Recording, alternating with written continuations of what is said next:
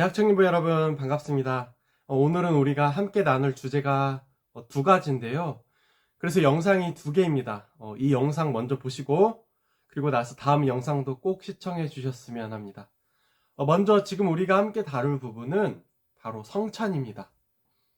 여러분, 성찬이라고 하면 어떤 느낌을 갖고 계시나요? 성찬의 의미에 대해서 깊이 고민해 본 적이 혹시 있나요? 다음 주 4월 2일 주일에는 우리가 교회에서 성찬식을 예배 중에 하게 될 텐데요. 어쩌면 세례나 입교 후에 처음 성찬식에 참여하는 사람도 있을 것 같습니다. 성찬에 대해서 우리가 이해하려면 먼저 그보다 상위 개념을 먼저 말씀을 드려야 할 것 같은데요. 바로 성례입니다. 성례. 이 성례는 두 가지를 가리키거든요. 바로 세례와 성찬입니다. 세례는 단 한 번 드리는 예식입니다. 왜 단 한 번 드리냐면요. 예수님께서 십자가에서 우리의 죄를 단번에 해결하셨기 때문에 우리에게 주어지는 세례도 한 번으로 충분하다는 거죠. 어떤 사람들은 자신의 죄에 대해서 너무 깊이 생각하다가 잘못 오해한 나머지 지금도 예수님이 십자가에서 계속 피 흘리고 돌아가시는 것이 반복되고 있다고 하기도 하는데요. 이것은 신학적으로 바른 것이 아닙니다. 예수님은요, 지금 십자가에 계시지 않고 하나님 나라에 가 계시죠. 그곳에서 하나님께 우리를 위해서 중보하고 계시고 또 우리가 영원히 거할 곳을 준비하러 가셨다고 성경에 나와 있어요. 그러나 성찬은 세례와는 다르게 일생에 한 번으로 끝나서는 안 됩니다. 왜냐하면 성찬을 통해서 자신을 기억하고 기념하라고 예수님께서 우리에게 명령하셨기 때문이죠. 가톨릭처럼 매 예배 때마다 의무적으로 반복해야 할 그런 강제적인 것은 아니지만, 그러나 최소한 1년에 한 번 교회 절기 때마다는 함께 성찬을 나눴던 것이 교회의 오랜 전통입니다. 그리고 우리는 성찬을 통해서 실제로 영의 양식을 얻게 되고요. 자, 교회는 아주 많은 예배 요소들이 있죠. 그리고 그 예배 요소들은 먼저 하나님께는 영광을 올려드리고 다음으로는 예배자인 우리에게 교회됨과 천국 백성됨의 은혜를 제공합니다. 우리가 흔히 알고 있는 예배 요소가 어떤 거가 있죠? 말씀, 찬송, 기도, 신앙 고백, 축도, 이런 것들을 생각할 수 있는데요. 그런데 여기에 성례가 포함되거든요. 성례가 어디에 포함되냐면요, 바로 말씀에 포함됩니다. 특별히 오늘 제가 말씀드리는 것은 그 성례의 한 가지인 성찬인데요. 우리가 설교 시간에 목사님께 듣는 말씀은 말 그대로 귀로 듣는 말씀이죠. 그것이 우리에게 영의 양식이 되고요. 이걸 우리는 눈에 보이지 않는 말씀이라고 해서 비가시적 말씀이라고 합니다. 성찬 또한 우리에게 말씀이거든요. 눈으로 보고 손으로 만지고 입으로 맛보는 말씀인 거죠. 이건 눈에 보이는 말씀이라고 해서 가시적 말씀이라고 합니다.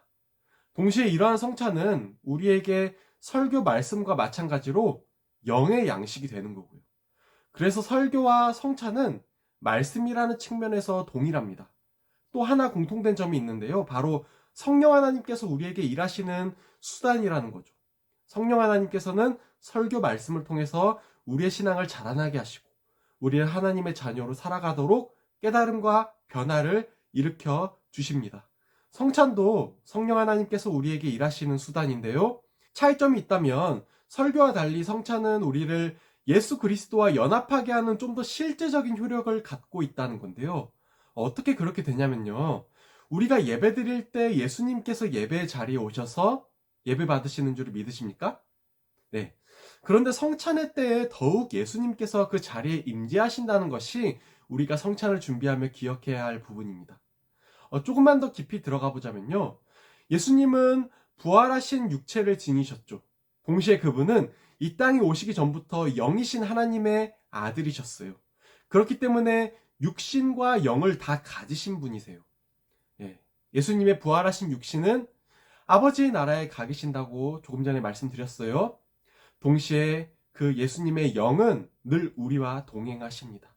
그리고 그 예수님의 영이 성찬식의 자리에 더욱 강하게 임재하시고요. 그래서 성찬식에 대해 우리는 거룩한 시간으로 또 때로는 엄중한 시간으로 여겨야 한다는 겁니다. 여기서 여러분에게 나눔 질문을 드립니다. 여러분은 여러분의 시끄럽고 분주한 삶에 엄숙하고 거룩한 순간이 얼마나 있나요? 성찬은 그리스도의 살과 피를 먹고 마시는 시간인데 세상의 음주와 다른 것들이 우리의 몸과 영혼을 먼저 차지하고 있지는 않는지, 과연 우리는 어떤 양식을 더 선호하는지 한번 나눠보시기 바랍니다. 요즘 지올팍이라는 가수의 크리스찬이라는 노래가 유행하죠. 그 가수가 그 노래 가사를 쓰게 된 계기가 자기 주변의 가수들 중에서도 크리스찬이 의외로 많은데 크리스찬 같지 않은 친구들도 크리스찬인 경우가 많지 않은가라는 생각 때문이라고 해요. 과연 우리가 이처럼 크리스찬처럼 살지도 않으면서 우리를 크리스찬이라고 말하는 그런 우리의 모순적인 부분을 갖고 있지는 않는지.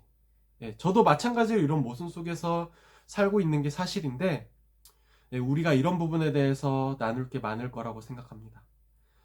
잠시 성경 말씀을 읽겠습니다. 누가복음 22장 19절부터 20절 말씀입니다. 또 떡을 가져 감사기도 하시고 떼어 그들에게 주시며 이르시되 이것은 너희를 위하여 주는 내 몸이라. 너희가 이를 행하여 나를 기념하라 하시고 저녁 먹은 후에 잔도 그와 같이 하여 이르시되 이 잔은 내 피로 세우는 새 언약이니 곧 너희를 위하여 붓는 것이라. 아멘. 자, 성찬은 방금 말씀처럼 주님께서 차려주신 식탁에서 시작되었어요. 사실 성찬에 대해서는 신약 성경에 굉장히 많은 근거 구절들이 있습니다. 지금 그 구절과 의미들을 다 다룰 수는 없지만요. 분명한 것은 성찬은 예수님께서 직접 친히 제정하신 교회의 의무라는 겁니다. 성찬을 통해서 우리에게 떡과 포도주가 주어지는데요. 그 떡과 포도주는 아버지께서 자녀에게 주시는 만나와 같고 오병이어의 양식과 같고 영원히 배고프지도 목마르지도 않게 하는 그리스도의 살과 피를 가리킵니다. 떡은요, 그리스도의 살이 찢기셨던 것을 통해서 우리의 죄를 사하신 것을 의미하고요. 포도주는요, 그분의 피가 흘러내림으로 우리가 용서를 얻게 된 것을 가리킵니다. 그래서 우리는 성찬식에 떡과 포도주를 먹고 마심으로 그리스도의 죽음을 우리의 몸과 영혼에게 알리는 겁니다.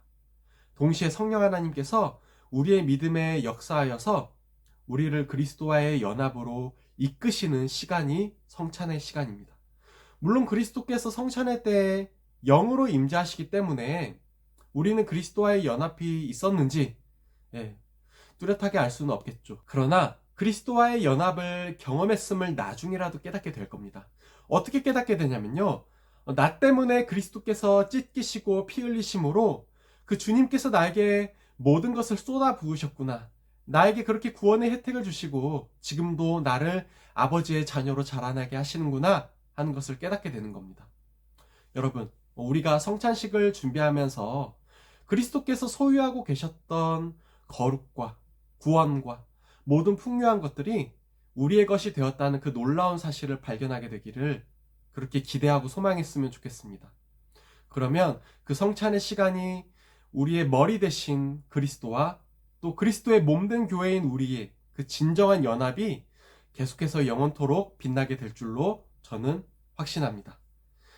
이제 다음 영상으로 바로 넘어와서 또 뵙겠습니다. 감사합니다.